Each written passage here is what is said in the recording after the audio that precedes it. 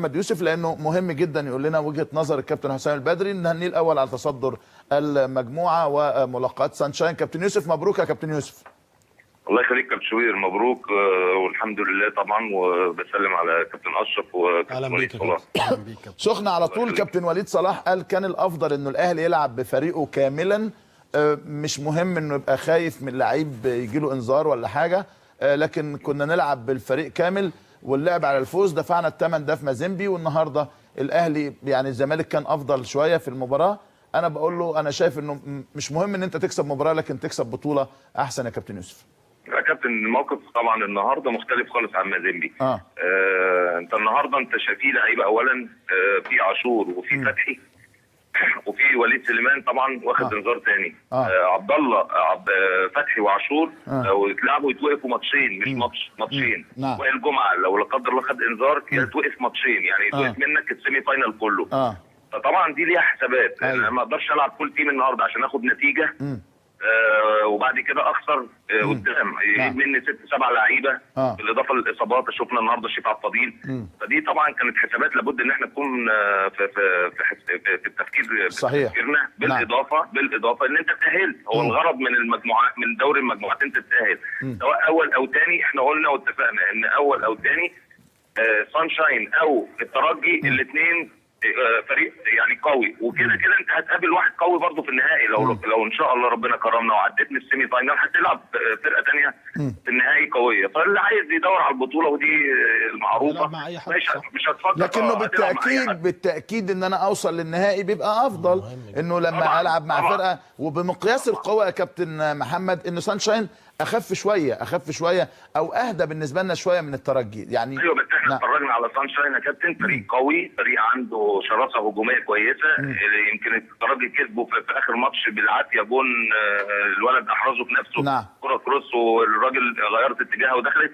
فريق قوي، لكن انت في النهايه بتحافظ على لعيبتك عشان تلعب سيمي فاينل اللي هو المفروض اقوى محطه هتقابلها هي والفاينل تلعب كامل. فطبعا دي كانت حسابات مهمه جدا.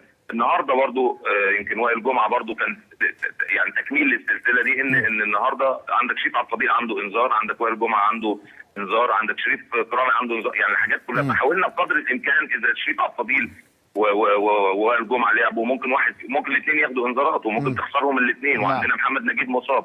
فطبعا دي حسابات صعبه جدا. وخلي بالك يعني مباراه النهارده غير انها اهلي وزمالك، انما كانت صعبه علينا في الحسابات دي عشان تعمل يعني توفيق وتبديل زي ما بيقولوا. خلينا نطمن على شريف عبد الفضيل، اصابته عباره عن ايه؟ لا عنده طبعا شد في الخلفيه طبعا، ويعني الحمد لله ان المباراه لسه يوم 5 6 7 اكتوبر. فنتمنى ان شاء الله ان احنا خلال ال 15 يوم دول او ال 17 18 يوم دول يلحق، لكن فيها شك كبير يعني. طيب المباراه الاولى في القاهره ولا خارج القاهره؟ ما احنا دلوقتي بقينا اول طبعا فهنلعب بره الاول. هنلعب بره الاول وبعدين نلعب العوده عندنا، وان شاء الله لو قدر لينا ان شاء الله يبقى العكس بقى. اهم مكاسب الاهلي النهارده ايه يا كابتن يوسف؟ لا انت النهارده طبعا بتدفع برامي ربيعه، وده مهم جدا ان احنا نطمن على رامي ربيعه. بتدفع تريزيجيه برضه بيأكد وجوده. شكري النهارده خد فرصه برضه لان الفتره اللي فاتت دي كان شغال كويس برضه، اديناه فرصه النهارده. بالاضافه طبعا صديق نزل برضه في الجنب اليمين. يعني انت مهم برضه ان انت ما عندكش دوري عام، والدوري العام بيخلي لعيبتك فيها فورم في الفورمه بتاعتها. انت النهارده بتلعب على مباراه كل 15 او 17 يوم، وطبعا اللقاءات الوديه لا يمكن تساوي التجهيز اللعيبه زي المباريات الرسميه. فطبعا صعب جدا. لكن النهارده انا شايف من وجهه نظري سعد السمير النهارده بيأكد وجوده. صحيح. عندك رامي ربيعه، عندك صديق اشتغل النهارده، عندك تريزيجيه، عندك 4 شباب، عندك شكري تريزيجيه سعد السمير رامي ربيعه. مهم جدا مهم جدا عشان ما يحصلش ان لا قدر الله لو قابلت اي غيابات، قابلت اي اصابات، قابلت اي ايقافات، انذارات، حاجات، يبقى انت ماشي بالتيم بتاعك مفيش يعني مفيش اب اند داون في المستوى. طيب انا سؤالي الاخير وهترك الفرصه لضيوفي عشان عايزين يسالوك، هل كده مباراه ختافي الاسباني هتتاجل يا كابتن محمد؟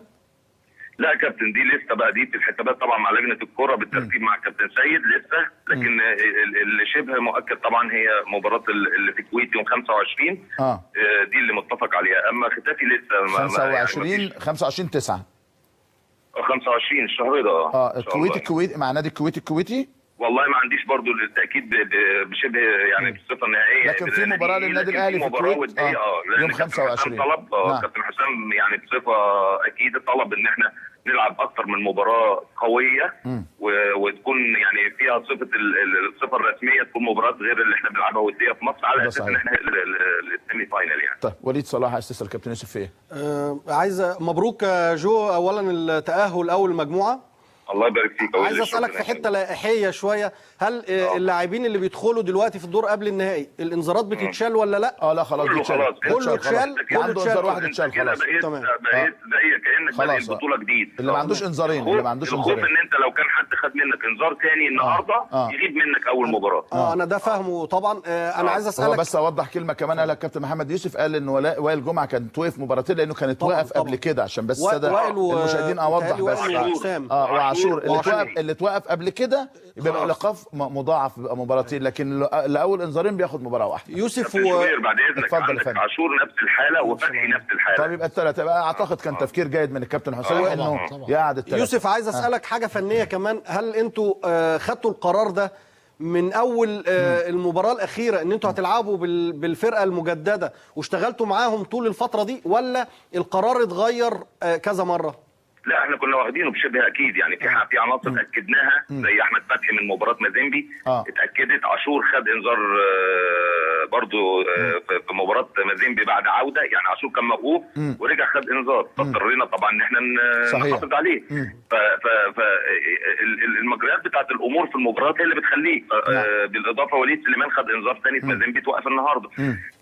انما باستثناء يعني تقريبا شبه 95% من العناصر اللي انت شفتها هي دي متفق عليها من فتره طويله. طيب خليك معايا يا كابتن يوسف عشان الكابتن اشرف هسالك، لانه معايا راجل الحقيقه كان له دور كبير جدا النهارده في ايضا ان تخرج المباراه بهذا الشكل المحترم امنيا، والامر نفسه كان في مباراه السوبر. اتصور ان انت كمان عايز تحييه معانا، اللي هو خالد غرابه مدير امن الاسكندريه يا يوسف. طبعا كان معانا وحييناه طبعا. سياده اللواء مساء الخير يا فندم.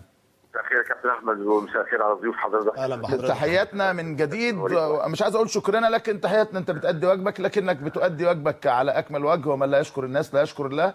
فانا الحقيقه يعني لا امل من تكرار الشكر طالما حضرتك يعني وقولوا اعملوا يعني، فانت حضرتك بتعمل ان الله يحب اذا عمل احدكم عملا ان يتقنه، فانت الحقيقه بتجيد اتقان هذا العمل. فانا بس بكلمك عشان اقول لك متشكرين يا فندم، وربنا يكتر من امثالك، واتصور مباراه النهارده يعني عدت بشكل طيب. الحمد لله يا فندم، وده شكر على واجب، وده توفيق من الله اولا واخيرا، ويعني وربنا يتمم كل اللقاءات باذن الله على خير ان شاء الله. كان في اي مشاكل اي متاعب النهارده يا فندم؟ اطلاقا يا فندم، اطلاقا.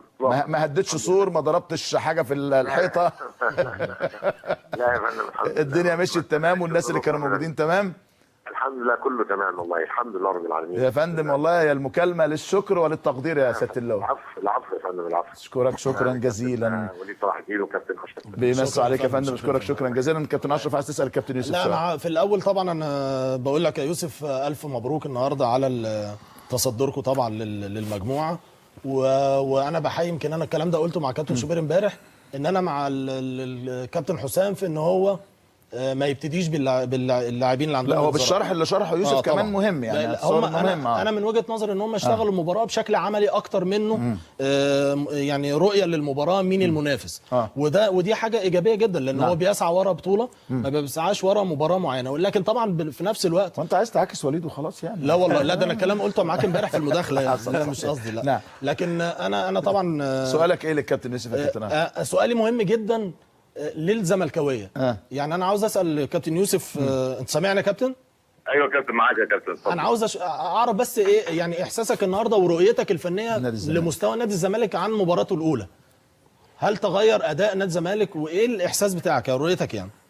طبعا المباراه الاولى كان ليها ظروفها مختلفه طبعا. نادي الزمالك كان في المباراه الاولى هو جوه البطوله، كان خسران اول مباراه طبعا من تشيلسي في 3-2، فكان جوه البطوله، فطبعا كان النديه اكتر، الحماس اكتر.